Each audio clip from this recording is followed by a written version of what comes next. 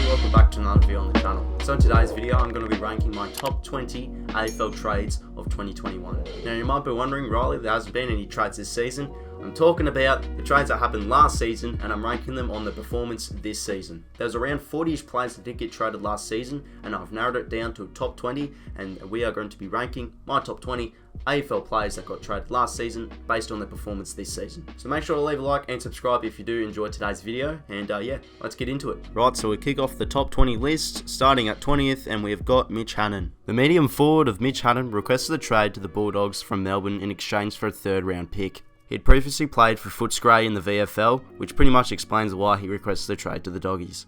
He'd eventually make his debut in the first side in the round 7 loss against the Tigers, picking up 9 touches and 2 tackles. After missing out the round 11 clash with the Demons through injury, he would only miss 2 games for the remainder of the season, being dropped in both. Overall, not a bad inclusion for the Bulldogs, kicking a brace 3 times and also averaging 3.1 tackles a game. 19th, Oleg Markov. The speedy Belarusian was living the good life down at Punt Road Oval, soaking in Richmond's success whilst playing in the VFL side. With the Tigers' huge list of high quality players and the Suns' void in the half-back line with ageing players, the two scenarios seemed to click and he was traded to the Suns for a third round pick. He slotted in very nicely for the Suns, playing 17 games of the 2021 season and missing the remainder of the fourth quarter of the season through minor injury. He gave Gold Coast that extra dimension of quick play and acceleration, averaging 16.6 touches, 328 metres gained and an above average 6.3 marks a game. 18th, Alex Witherden. 2020 was a difficult season for Witherden, struggling to get a game for the informed Brisbane Lions side. So because of this, he was traded to West Coast for a 2020 4th round pick and also a 2021 3rd round pick. The halfback flanker had an opportunity to take his game to the next level with more playing time at the Eagles. He made an excellent club debut game with 30 touches in a round 5 win over the Pies. Injuries unfortunately hit the former Brisbane defender, ruling him out for a number of games throughout the year, playing only 9 games this season. However, for the 9 games he did play, Witherden was an important player for the Eagles' defensive 50, becoming a reliable ball user with his elite average levels of kicks and metres gained of 18.4 and 475 metres. So if injury didn't taint him, he just might be higher up the list. 17th, Jesse Hogan. The former Rising Star winner and the best player he had seen train from Paul Roos, Jesse seemed like his career was in a dead end with a not so great trade to Freo, missing games through injury, alcohol problems and mental health issues.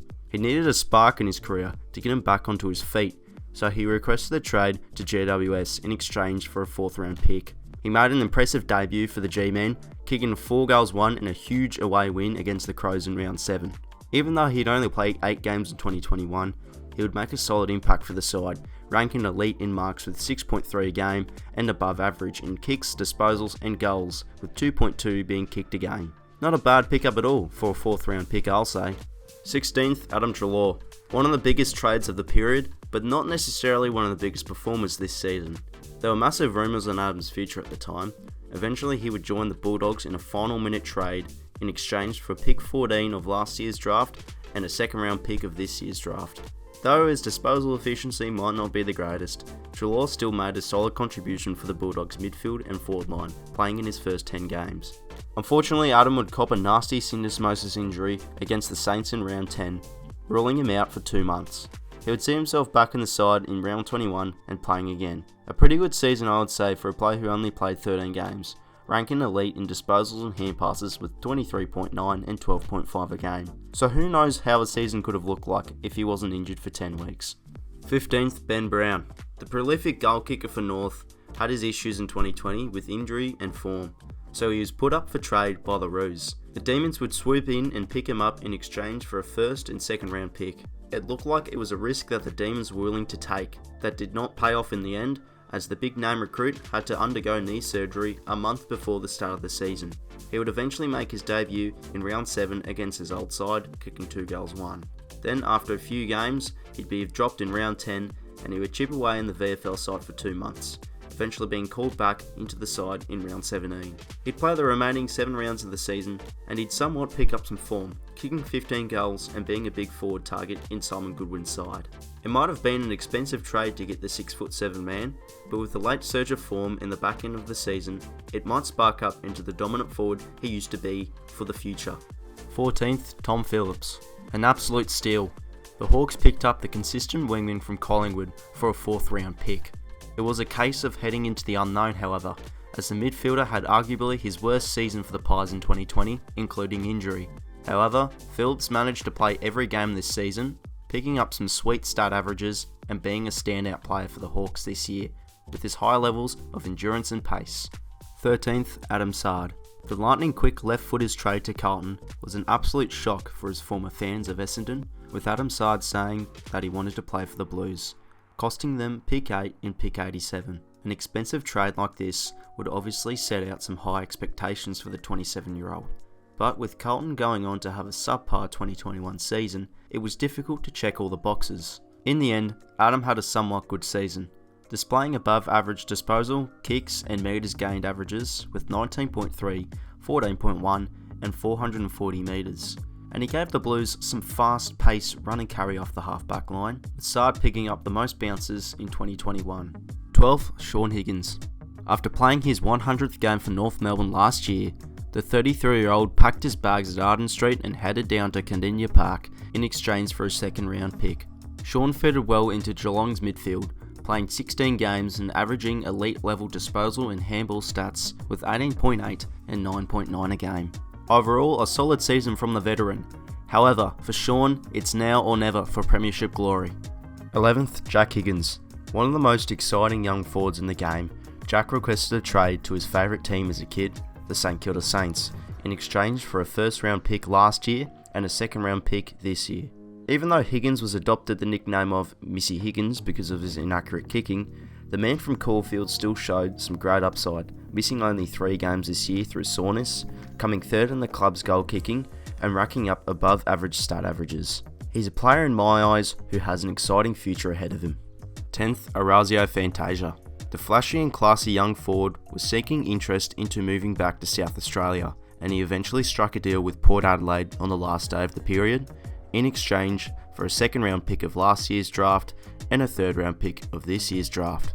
Orazio, or Raz, or whatever you want to call him, made a promising start for the Power, booting 17 goals in his first 9 games. He would unfortunately undergo minor knee surgery after experiencing reoccurring knee pain after round 11, sidelining him until round 20, where he would pick up some form again in his last few matches. An overall very exciting play for the Power, and has made a good impression. It's keen to see how he'll go next season if injury doesn't bother him. 9th, Brad Crouch. The important and consistent midfielder for the Adelaide Crows for a number of years, Crouch nominated St Kilda the club to go to as a restricted free agent, with the Crows failing to match the offer and receiving a 2nd round pick in compensation. The 27-year-old spent a great consistent season in St Kilda's midfield alongside Jack Steele, playing every game this year from round 3 onwards and racking up above average stat averages in touches, and passes, tackles and clearances. In the end, a pretty good signing during the free agency period, and he'll definitely bolster the St Kilda's midfield for a number of years. 8th, Isaac Smith. Continuing on with the free agent signings, we have the experienced wingman in Isaac Smith. The former champion Hawk, part of their 3-peat dynasty, shocked the brown and gold supporters as he decided to walk on to the Cats as an unrestricted free agent, with the Hawks receiving a 3rd round pick in compensation. This caused the Hawks supporters to get on the angry pills, however, as they booed him every time he had the ball in the Easter Monday clash when he played his old side in round 3. Apart from that, Smith went on to have an impressive year for the Catters, feeling like he naturally fitted into the Geelong's midfield, ranking elite in kicks and marks a game with 16.1 and 7. He might be getting old, but he's still displayed some great footy this season, and he's influenced the playing group superbly, missing out on only 1 game this season. 7th, Peter Wright. I almost figured that this guy was a top 10 pick back in 2014, because of him hiding away as one of Gold Coast key forwards / ruckman for a number of years. Essendon, however, was having issues of their own, with McKernan and Danaher leaving the club and Bell Chambers retiring, so the Dons need some tall timber up forward to support Sam Draper in the ruck, so they picked up 2-metre Peter for an absolute bargain of a 4th round pick. The 24-year-old turned out to be an absolute revelation for the Bombers, exceeding expectations by becoming a true threat in Essendon's forward 50, whilst rotating into the ruck here and there. Missing only 3 games this season due to a calf injury, 2-metre Peter's best performance came in round 21 as he kicked 7 goals in an upset win over the top of the table Bulldogs, making us look back and think what a recruit Peter Wright has been.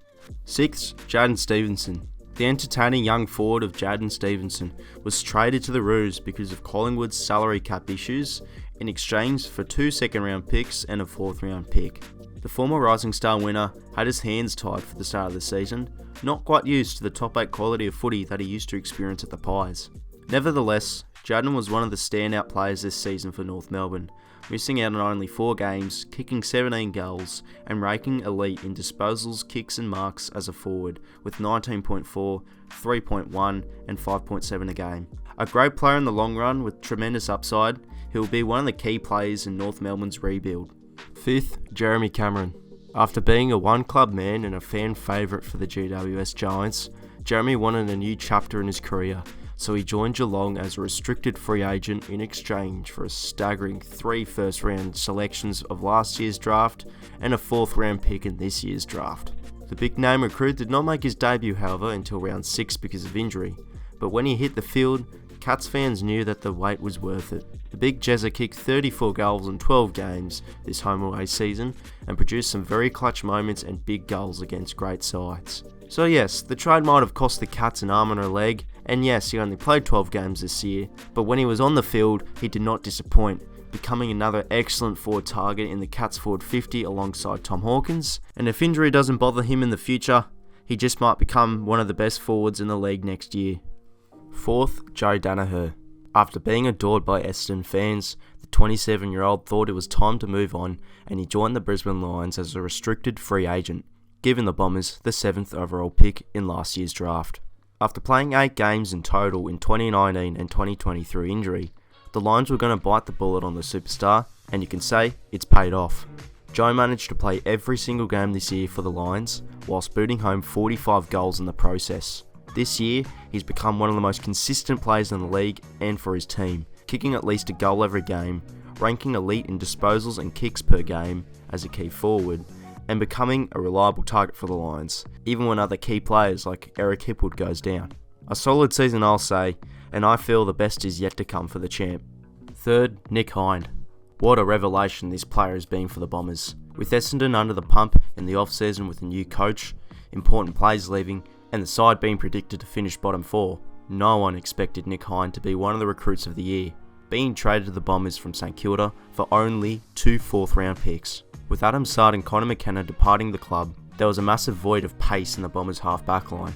However, the boy from Ballarat filled in the gap perfectly, playing every game this season, and giving the Dons another dimension in their game style, with Hind's pace, run and carry, and confidence of taking the game on off the half-back line. Ranking above average in disposals, kicks, marks and metres gained a game, Hind has become a standout player for the Bombers without a doubt, and considering how cheap the trade was to get him, it's almost criminal thinking about it. 2nd, Tom 𝐓𝐿𝐴. Okay, let's be honest, who can possibly hate this man? The Swans are in quite a crisis with ruck problems in the 2020 season, with an injury-prone Naismith, an ageing Callum Sinclair, and a thrown-in 𝐵𝐴. 𝐓𝐿𝐴, on the other hand, was looking for his 4th home in 10 years, and it looked like he has found his paradise, being traded to the Swans from West Coast in exchange for 2 4th-round picks of last year's draft and a 2nd and 3rd-round pick of this year's draft. With the Bloods predicted to finish bottom 4 in 2021, no one expected for them to jump out to a 4-0 start, with 𝐓𝐿𝐴 already becoming a star and a cult figure for the red and the white. Ranking elite in clearances and kicks a game, 𝐓𝐿𝐴 was able to resurrect the Swans midfield and turn them into a force to be reckoned with. Though he might have lost the hit-out battle against other ruckmen, 𝐓𝐿𝐴 is a player that doesn't need high stats to make an impact, becoming an extra threat in the Swans playing squad, being able to pop up and slot home a few goals too. So what a turnaround it has been this season for Tom and the Bloods, as the 30-year-old managed to finish 6th in the Swans Best and Fairest award this season. 1st, 𝐿𝐴, an absolute no-brainer for me. The man from Kenya has been the clear-cut recruit of the year, picking up his first All-Australian blazer in the process. It wasn't easy last season for the champ, as he was not being utilised well for the Swans, being thrown around in the forward line and the ruck. Port Adelaide decided to swoop in and pick up 𝐿𝐴 on a 4-year deal in exchange for only a 2nd-round pick of this year's draft. I guess you can say the change of environment has aided his improvement, as 𝐿𝐴 produced an outstanding season, becoming a physical, tall, hard to beat, rock solid defender on the Powers half-back line. His one-on-ones, intercept marking, defensive awareness and physicality skills was through the roof this year, becoming an exciting player to watch whenever he leaped up to take a mark or performed a heroic spoil. From a personal point of view, his defensive performance against Adelaide in round 21 was quite frankly one of the best games I've ever seen a defender play, winning the showdown medal deservedly. The season could not have been any better, as he made his first All-Australian of his career and hopefully not his last. So everyone, there is my top 20 list of the best recruits of 2021. Hopefully you did enjoy. Make sure to leave a comment and tell me who would you put in the top 20 list, or who do you think should be first. I feel that list is quite reasonable and fair, but you know, it's opinion based, so I respect all your opinions. So if you did enjoy today's video, everyone, make sure to leave a like and subscribe. That'd be much appreciated, and I'll talk to you later. See you later.